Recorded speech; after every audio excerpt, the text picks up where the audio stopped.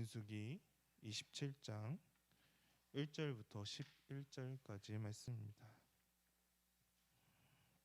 민수기 27장 1절부터 11절까지의 말씀입니다. 민수기 27장 1절부터 11절까지의 말씀을 한 절 돌아가면서 교독하도록 하겠습니다. 마지막 절인 11절은 다 같이 읽도록 하겠습니다. 제가 먼저 읽도록 하겠습니다. 요셉의 아들 므낫세의 종족들에게 므낫세의 현손 마길의 증손 길르앗의 손자 헤벨의 아들 슬로브앗의 딸들이 찾아왔으니 그의 딸들의 이름은 말라와 노아와 호글라와 밀가와 디르사라.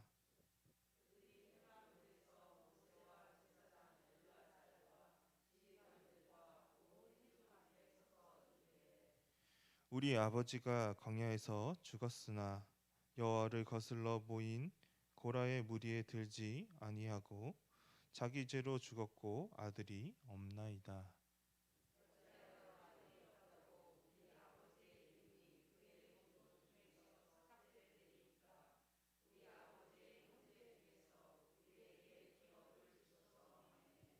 모세가 그 사연을 여호와께 아뢰니라.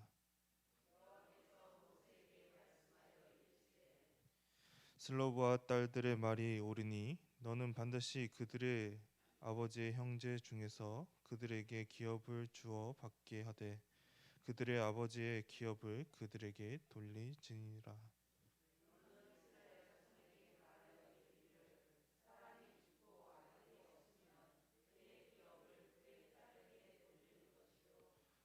딸도 없으면 그의 기업을 그의 형제에게 줄 것이요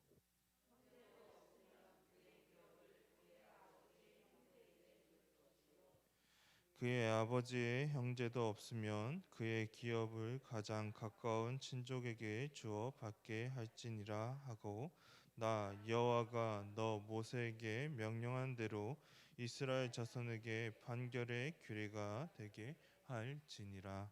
아멘. 26장에서는 이스라엘 백성들의 두 번째 인구 조사가 끝을 맺고 오늘 본문에서는 한 가문의 이야기가 나옵니다. 1절의 말씀 우리가 다시 보도록 하겠습니다. 1절의 말씀을 다 같이 읽도록 하겠습니다. 요셉의 아들 므낫세의 종족들에게 므낫세의 현손 마갈의 증손 길르앗의 손자 헤벨의 아들 슬로브앗의 딸들이 찾아왔으니 그의 딸들의 이름은 말라와 노아와 호글라와 밀가와 디르사라. 아멘. 요셉의 첫째 아들인 므낫세 지파의 후손들 가운데 슬로브앗이라는 사람이 한 사람 있었습니다. 그리고 그 사람 밑에는 딸들이 5명이 등장하는데 이름이 다음과 같았습니다. 말라와 노아와 호글라와 밀가, 디르사 이렇게 5명의 딸들이 있었습니다. 이들에게 있어서는 어떻게 보면 중요한 일이 있게 되었습니다. 그래서 모세와 제사장 등과 온 회중 앞에 서서 다음과 같이 말을 하며 일을 해결할 필요가 있었습니다. 그것은 기업과 관련된 문제였습니다. 하나님께서는 이스라엘의 백성들에게 땅을 주었는데 그 땅은 하나님께 속한 것이기 때문에 각 지파별로 그리고 각 집안별로 하나님께서는 땅을 분배하셨습니다. 그런데 지금까지 선포된 율법을 보자면 기업이 한 세대에서 다음 세대로 이어져 나아갈 때는 기업을 받는 것이 남자 자손만이 기업을 받을 수 있음을 암시되어 있는 것을 우리가 볼 수 있습니다. 그런데 슬로브앗의 기업에 문제가 하나 생기게 되었습니다. 3절의 말씀을 우리가 보도록 하겠습니다. 3절의 말씀을 읽도록 하겠습니다. 우리 아버지가 광야에서 죽었으나 여호와를 거슬러 모인 고라의 무리에 들지 아니하고 자기 죄로 죽었고 아들이 없나이다. 아멘. 먼저 결과부터 말하자면 슬로브앗에게는 아들이 없었습니다. 슬로브앗이 아들이 없은 채로 죽었기 때문에 이 기업에 대해 이을 자가 없는 문제가 생기게 된 것입니다. 그리고 딸들은 아버지의 죽음에 대해서도 자세히 이렇게 말하고 있습니다. 아버지의 죽음은 고라의 반역과는 상관없는 그러한 죽음임을 말합니다. 고라의 반역은 민수기 16장에서 모세와 아론에 대하여 반기를 일으키며 이들은 반역을 일으켰습니다. 그러나 슬로보앗의 죽음은 이 반역과 아무 상관이 없습니다. 단지 아버지의 죽음은 그 아버지의 자신의 죄로 인해 죽었다고 말할 뿐입니다. 이 죄가 무슨 죄인지 여기는 구체적으로 적혀 있지 않지만 분명한 사실은 고라의 반역과 같은 큰 죄가 아님을 말하면서 기업을 받는 것이 타당함을 이들은 여기서 주장하고 있습니다. 오늘날과 같으면 여자들이 재산을 물려받는 것이 어떻게 보면 자연스러운 일일지도 모르겠지만 이 당시의 족보를 보기만 해도 여자보다는 남자의 이름으로 족보를 구성했기 때문에 재산은 남자에게로 이어져 나아갔습니다. 그런데 이들에게는 지금 당장 남자의 후손이 없어 아버지의 이름이 가족에서 빠져나갈 그러한 상황 가운데 처해 있었습니다. 그래서 이들이 이것을 행하는 것이 타당하지 않다고 이 일을 제기했던 것입니다. 4절의 말씀을 우리가 보도록 하겠습니다. 본문의 4절의 말씀입니다. 어찌하여 아들이 없다고 우리 아버지의 이름이 그의 종족 중에서 삭제되리까? 우리 아버지의 형제 중에서 우리에게 기업을 주소서. 아멘. 아멘.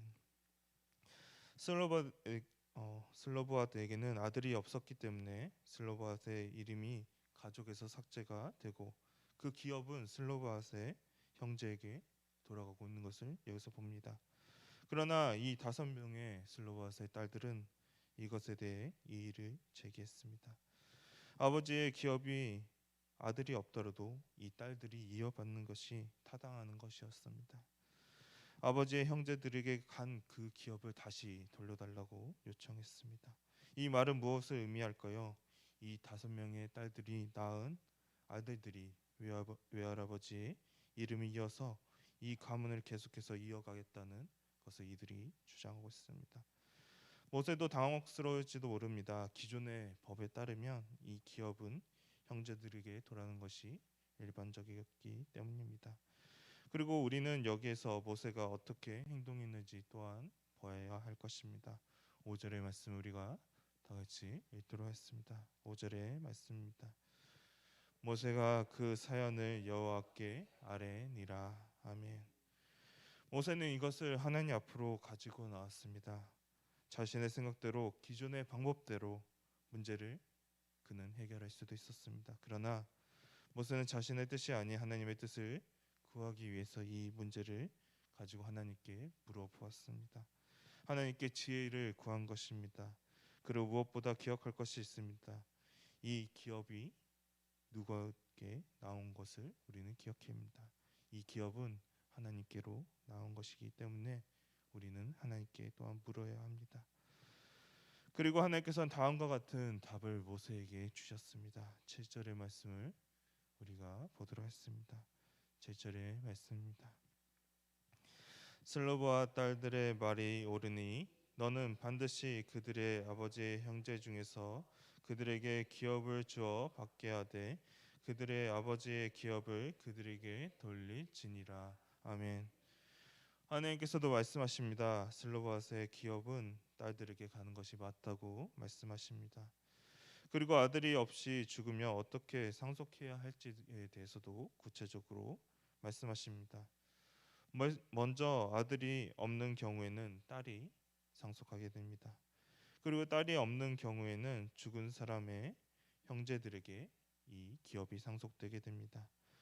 만약 이 형제도 없는 경우에는 죽은 사람의 아버지의 형제에게 상속시키게 됩니다.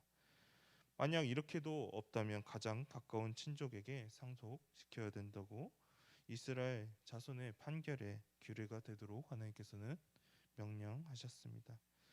하나님께서는 이렇게 판결을 내리신 것에 대해 우리는 여러 가지 의미를 또한 찾아볼 수 있습니다. 먼저 이들이 가나안 땅에 들어갈 날이 얼마 남지 않았다는 것입니다.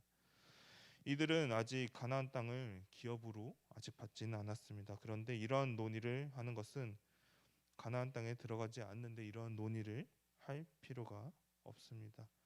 그런데 이러한 논의를 한다는 것은 앞으로 이들이 가나안 땅에 들어갈 날이 얼마 남지 않았음을 보게 됩니다. 그리고 하나님께서 분배받은 그 땅은 다른 지파 사람들에게 돌아가는 것이 아닌 그 해당 지파와 그 집안 사람들이 기업을 잇게 되는 것을 보게 됩니다. 그리고 기존에 주어진 율법 가운데 새로운 것이 적용될 때 모든 사람들을 생각해서 공평하게 적용돼야 합니다. 그래서 하나님께서는 남자와 여자와 상관없이 상황에 따라 기업을 이을 수 있도록 하나님께서는 하셨습니다. 그리고 이 이야기는 여기서 끝을 맺지 않습니다. 민수기 마지막 장인 36장에서도 슬로보앗의 딸들에 관한 이야기가 나오고 있습니다. 결국 이렇게 두 번에 걸쳐 기업에 관한 것이 어떻게 해결하면 좋을지에 관해서 나오면서 이스라엘 백성들이 앞으로 받게 될 땅이 얼마나 중요한지에 대해서 하나님께서는 말씀하고 계십니다. 그리고 이 중요한 문제를 해결하기 위해서 우리가 또한 기억해야 할 것은 이 문제를 해결하기 위해서는 하나님께 그 답을 찾아야 한다는 사실입니다. 모세도 하나님과 오랜 기간 함께했기 때문에 하나님의 마음을 그도 어느 정도 알 것이라고 자부했을지도 모릅니다. 그래서 지난 시간 동안 함께한 것을 생각해서 자신의 판단대로 이 일을 해결할 수도 있었습니다. 그러나 모세는 그 가운데서도 역시나 하나님의 그는 의지했습니다. 하나님께 답을 구하며 하나님의 뜻에 따라 움직이는 모습을 봅니다. 우리들의 삶 가운데서도 이러한 모습이 필요합니다. 모든 주권은 하나님께 달려있기 때문입니다. 그래서 무언가를 할 때도 특히나 하나님께서 중요하게 하신 일을 할 때 우리에게 필요한 것은 또한 기도입니다. 하나님께 기도로 간구하며 나아가야 하기 때문입니다. 나의 생각과 나의 뜻이 아닌 하나님의 기준으로 하나님의 뜻 가운데 우리는 움직여야 하기 때문입니다. 그렇지만 우리들의 삶 가운데서는 하나님의 기준으로 움직이기보다는 나의 생각과 내가 가진 물질로 생각하며 움직일 때가 너무나도 많습니다. 그럴 때마다 우리는 다시금 회개하며 다시 하나님께 나오고 자복하고 하나님께 기도하며 나아가야 합니다. 또 마지막으로 우리가 기억해 볼 것이 있습니다. 슬로보아스의 5명의 딸들은 하나님께서 주신 기업을 절대로 소홀히 여기지 않았다는 사실입니다. 이들은 기존의 규례대로 이것을 포기할 수도 있었습니다. 어차피 다른 친척에게 갈 텐데 하고 포기할 수도 있었습니다. 그러나 이들은 하나님께서 주신 이 기업, 이 사명에 대해서 이들은 포기하지 않았습니다. 우리들도 포기해서는 안 되는 하나님께서 주신 우리의 기업이 있습니다. 그것은 바로 믿음입니다. 믿음이란 기업을 하나님께서는 우리에게 주셨습니다. 이 기업은 다음 세대 그리고 다음 세대로 우리가 이어가야 하는 우리의 기업입니다. 우리는 하나님께서 우리에게 주신 이 기업을, 우리 가정에 주신 이 기업을, 이 믿음을 우리는 다음 세대로 이어 나아가야 할 것입니다. 우리가 정말로 중요한 것이 다음 세대로 하나님의 예수 그리스도를 향한 이 믿음을 우리가 전해 나아가야 합니다. 우리가 이것을 잊지 말며 정말 하나님께 기도하며 우리가 다음 세대 믿음을 전해 나갈 수 있는 우리 미아교회 성도님 되기를 소망합니다. 다 같이 기도하도록 하겠습니다.